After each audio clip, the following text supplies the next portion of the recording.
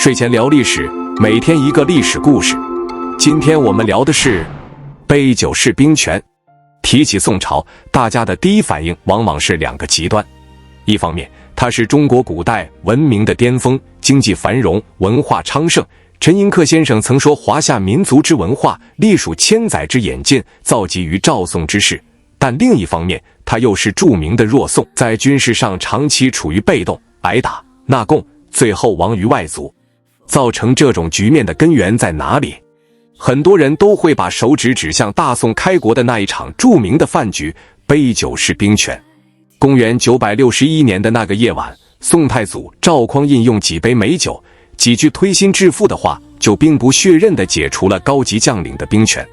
这在历史上通常被赞誉为一次优雅的夺权，是最高明的政治艺术，避免了像汉高祖杀韩信、明太祖火烧庆宫楼那样的血腥清洗。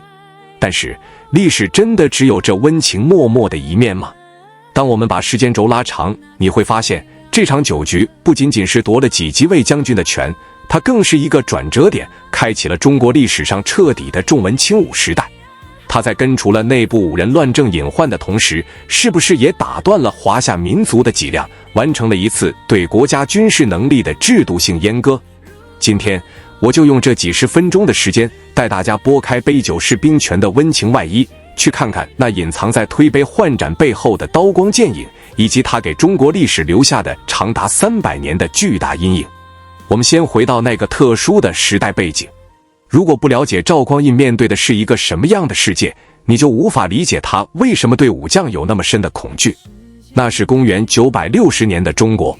在赵匡胤建立宋朝之前，中国经历了一个被称为五代十国的至暗时刻。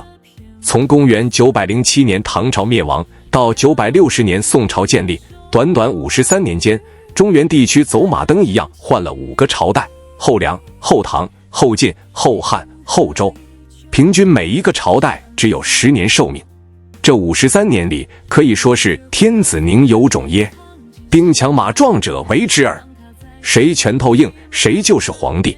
那个时代的皇帝，与其说是天子，不如说是最大的军阀头子。每一个开国皇帝几乎都是前一个朝代的各种节度使、大将军造反上台的。赵匡胤自己是怎么上台的？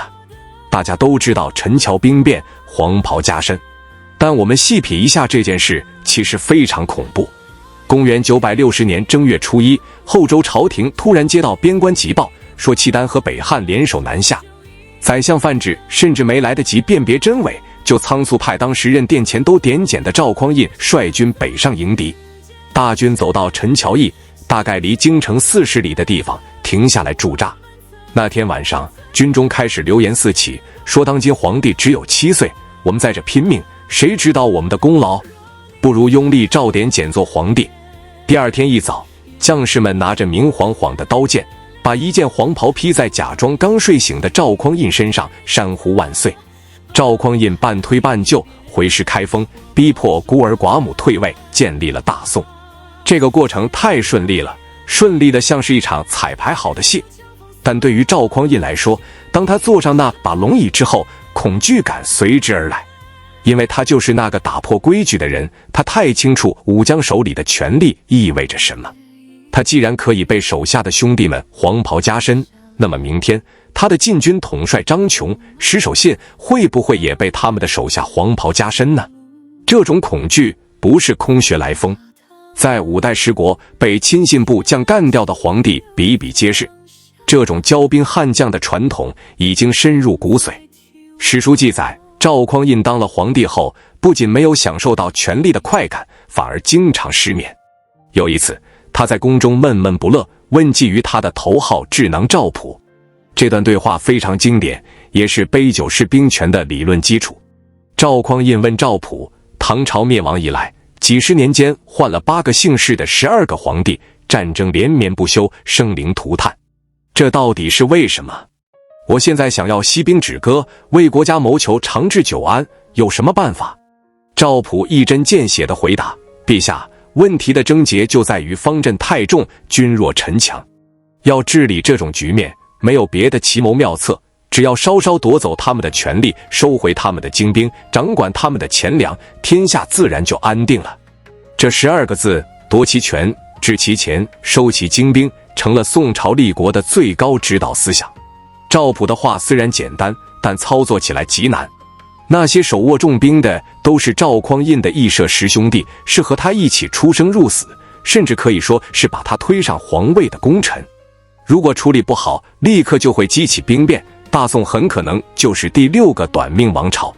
赵匡胤在等待一个机会，或者说他在制造一个机会。建隆2年，也就是公元961年的7月初9，这一天晚朝结束后，赵匡胤把几个最高级别的禁军将领留了下来。这几个人是谁呢？石守信时任侍卫亲军马步军都指挥使，王审琦时任殿前都指挥使，还有高怀德、张令铎等人。请注意，这里的官职非常关键。当时宋朝的禁军分为殿前司和侍卫亲军司，这几个人实际上掌握了京城所有的武装力量。如果他们联手，今晚就能把赵匡胤废了。酒席开始了，赵匡胤先是平退了左右侍从，大殿里只剩下君臣几人，气氛突然变得有些凝重。赵匡胤举起酒杯，长叹了一口气，说了一句非常凡尔赛的话：我如果不靠你们，当不了皇帝，但是当了天子之后，还不如做个节度使快乐啊！我这心里从来就没有睡过一个安稳觉。石守信他们一听，吓得赶紧离席叩头，问陛下为什么这么说？现在天命已定，谁还敢有二心？赵匡胤看着跪在地上的老兄弟们，缓缓说道：你们当然没有二心，但是如果你们的部下贪图富贵，把黄袍披在你们身上，那时候你们想不干恐怕也不行了吧。这句话一出，对于石守信等人来说无异于晴天霹雳，因为这正是赵匡胤自己的发家史。皇帝这是把窗户纸捅破了，我不怕你们造反，我怕的是那种使得我当上皇帝的机制再次运行。石守信等人都是战场上杀出来的聪明人，一听这话冷汗直流，一边磕头一边哭。臣等愚钝，没想到这一层，请陛下给我们指一条生路。这时候赵匡胤抛出了他的解决方案。他说：人生苦短，如白驹过隙，大家追求富贵，无非是想多积攒点金银留给子孙，自己买点良田美宅，听听歌看看舞，安享晚年。你们不如交出兵权，去外地做个太平官，我也给你们丰厚的赏赐。我们君臣之间结成儿女亲家，互不猜疑，上下相安，这样不好吗？这段话堪称是政治谈判的教科书。赵匡胤给了武将们2个选择：第一，继续拿着兵权，但要时刻面对皇帝的猜忌，随时可能掉脑袋；第二，交出兵权，换取巨额的财富、尊贵的地位和家族的安全。这是一笔交易，用权力换安全，用兵权换富贵。第二天，石守信、王审琦等大将纷纷上表称病，请求辞去军职。赵匡胤立刻批准，并兑现承诺，给他们加官进爵，赏赐无数金银财宝，甚至把自己的女儿嫁给他们的儿子，把妹妹嫁给他们的亲属。这就是历史上著名的杯酒释兵权。表面上看，这是一场皆大欢喜的结局。赵匡胤没有大开杀戒，保全了功臣的名节和性命。功臣们虽然失去了权力，但得到了实实在在的利益和家族的延续。相比于刘邦把韩信剁成肉泥，朱元璋把蓝玉剥皮食草，赵匡胤的做法确实称得上优雅和仁慈。但是如果我们仅仅停留在赞美赵匡胤的仁慈上，那就太肤浅了。因为这次酒局仅仅是赵匡胤庞大计划的序幕，真正的阉割是在酒局之后的一系列制度设计中完成的。赵匡胤拿掉了石守信等人的兵权后，并没有任命新的强力将领去接替他们，而是直接对军队的指挥体制动了手术。这就涉及到了宋朝军事制度最核心的一个弊端，将从中御兵无常帅。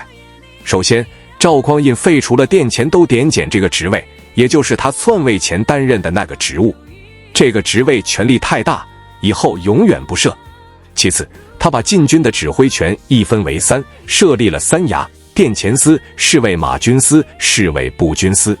这3个机构互不同属，各自只管自己的一部分兵力。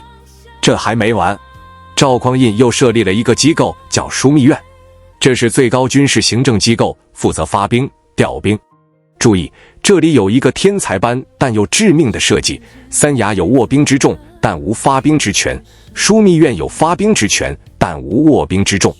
也就是说，平时军队归三衙管，训练、驻扎都在三衙手里。但是如果要打仗，必须由皇帝下旨，枢密院出调兵符，三衙才能动。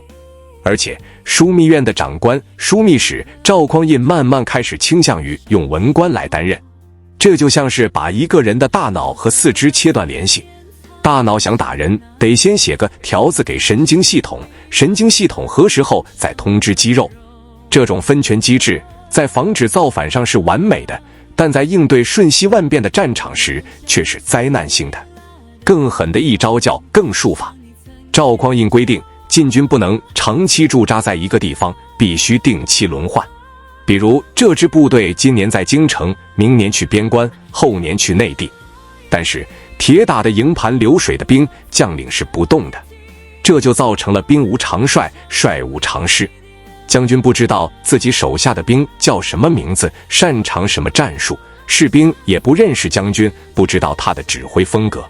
大家试想一下，冷兵器时代的战争最讲究的是将帅与士卒之间的默契。像岳家军、戚家军之所以能打，是因为将领和士兵长期在一起摸爬滚打，形成了如臂使指的配合。而宋朝的这套制度直接从根子上切断了这种默契，军队成了一群没有灵魂的雇佣工，将领成了临时的监工。这还只是军事体制上的改革，更深层的阉割是在精神和社会地位层面。从赵匡胤开始，宋朝确立了彻底的重文轻武国策。这不仅仅是由于赵匡胤个人的喜好，而是为了彻底终结五代十国的乱象，必须把武人踩在脚下，把文人捧上神坛。在宋朝，一个7品的文官可以当众羞辱一个3品的武将，武将还不敢还嘴。最著名的例子就是北宋名将狄青。狄青是真正从基层杀出来的战神，面聂将军，战功赫赫。但他做到枢密副使、国防部副部长的时候，依然被文官集团排挤歧视。文官们看不起他，认为他是赤佬。韩琦曾经当着狄青的面要杀他的旧部，狄青求情说这也是个好男儿。韩琦冷冷地说了一句，东华门外唱名的才是好男儿，这种大头兵算什么？最后一代名将狄青竟然是被文官们的流言蜚语和排挤给活活惊疑而死的。当一个国家最优秀的年轻人都以东华门外唱名做状元为荣，而是从军为贼配军为建业的时候，当好铁不打钉，好男不当兵成为社会共识的时候，这个国家的尚武精神其实就已经被阉割了。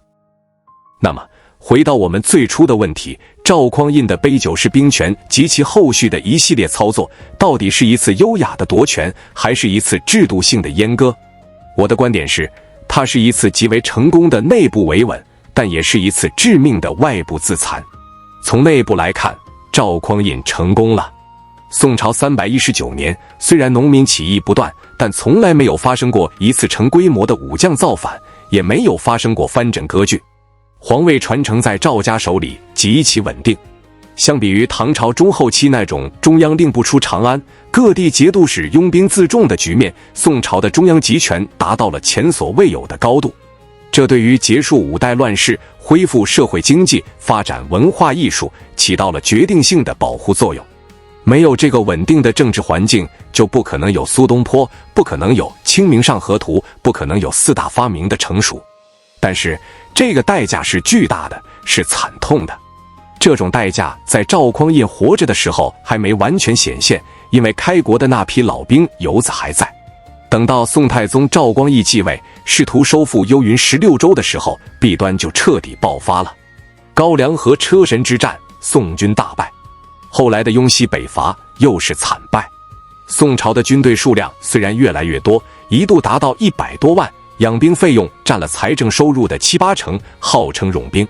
但这些兵能打的极少，因为在更戍法和文官统兵的体制下，军队就是一具庞大而臃肿的躯壳，没有灵魂，没有血性，更没有战斗力。这种制度性的软弱，让宋朝在面对辽国、西夏、金国乃至后来的蒙古时，始终处于守势。因为怕武将造反，所以不敢给武将充分的授权；因为不敢授权，所以战场上这就没法打；因为没法打，所以只能求和，宋遂毙。有人说，宋朝用钱买和平很划算，但是尊严是买不来的，战略空间是买不来的。当金兵南下，徽钦二帝被掳走，北宋灭亡的时候，那个在汴京城里吟诗作画的繁华梦碎得一塌糊涂。杯酒释兵权的本质，其实是赵匡胤在亡国和亡身之间做的一道选择题。如果继续沿用唐朝5代的军事制度，国家可能会很强，能打败契丹，但皇帝可能会被篡位，赵家天下保不住，这就是亡身。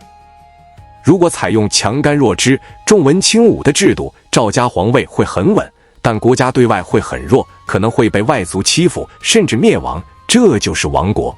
赵匡胤选择了保皇位，他设计了一套只有利于赵家天子坐稳龙椅，却不利于国家抵御外侮的制度。他防住了家贼，却引来了外鬼。这不仅是宋朝的悲剧，也是中国古代政治的一种悲剧性循环。为了防止内部的野心家不得不把自己的手脚捆起来，结果在面对外部的野蛮人时，只能任人宰割。当然，我们不能用上帝视角去苛求赵匡胤。在那个5代10国的乱世废墟上，他首先要解决的是活下去的问题，是终结53年五朝的恶性循环。在这个层面上，他的智慧是超群的，他的手段是文明的。他确实把中国从军阀混战的泥潭中拉了出来，带入了一个文治的黄金时代。只是历史是公平的，也是残酷的，凡事都有代价。那杯酒消解了武将的杀气，也溶解了帝国的骨气。当我们在博物馆里惊叹于宋词的精美、宋画的意境、宋词的婉约时，也不要忘了，在那遥远的北方边境，无数宋朝士兵拿着简陋的武器，在文官僵化的指挥下，面对辽金铁骑时那绝望的眼神。那眼神早在公元961年的那个酒局上就已经注定了。最后，我想引用钱穆先生的一段话作为结尾：宋代对外之积弱不振，虽曰人事，亦有天命。这个人事就是赵匡胤当年确立的家法，这个天命或许就是那个时代华夏文明在面对游牧民族冲击时不得不做出的痛苦抉择吧。杯酒释兵权，它是一次优雅的转身，但转身之后留下的是一个跛足的巨人。感谢观看本期时光 Glimmers。如果你也想拾起这段历史的碎片，请在评论区告诉我。我是每天一个历史故事，我们下期见。